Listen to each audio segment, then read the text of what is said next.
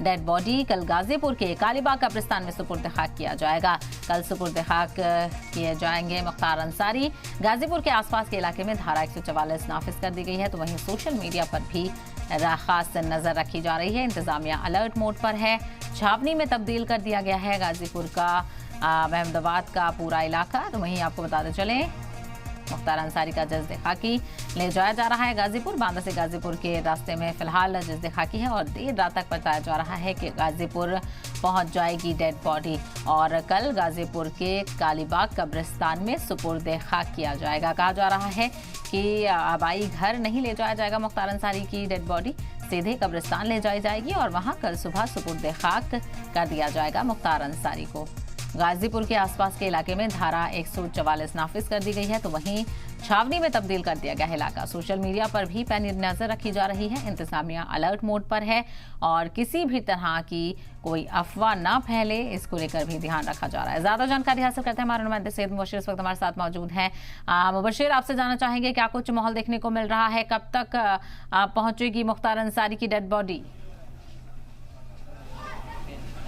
बिल्कुल शहबाज, देखिए देर रात तकरीबन 12 बजे के आसपास मुख्तार अंसारी की डेड बॉडी पहुंचने की उम्मीद है। हालांकि बांदा से निकले हुए तकरीबन अगर हम बात करें तो 2.5 घंटे के आसपास हो चुका है, लेकिन 420 किलोमीटर का लंबा सफ़र है। उस सफ़र को तय करना थोड़ा सा आसान नहीं होगा क्योंकि पूरे जो अहन खाना है वो साथ में मौजूद हैं। खुद जो उमर अंसारी हैं वो मौजूद हैं साथ में, और जो परिवार के दूसरे जो लोग हैं वो भी मौजूद हैं साथ में।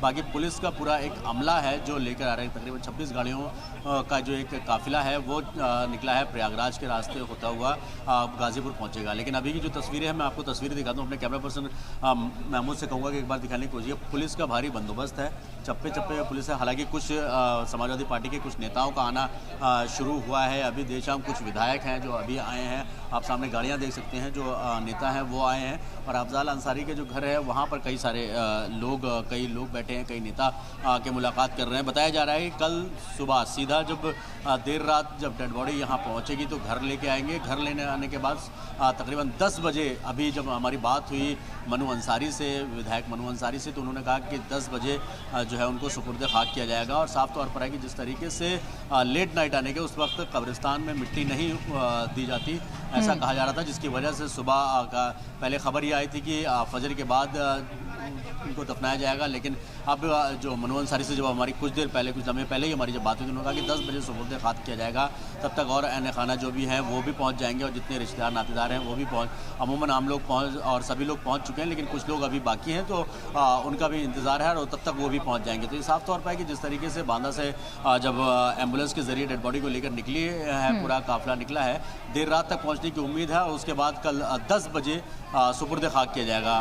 बिल्कुल मुबशिर, यानी ये तस्वीर साफ हो गई है। पहले कहा जा रहा था कि सीधा कब्रिस्तान ले जाया जाएगा और सुपुर्द खाक किया जाएगा। चूंकि अब देर रात तक काफिला पहुंचेगा तो अब उनको मौका मिलेगा, उनकी जो बॉडी है, जो जज्द खाकी है, वो उनके आबाई घर पहुंचेगी और वहां पर लोग दीदार भी कर सकेंगे।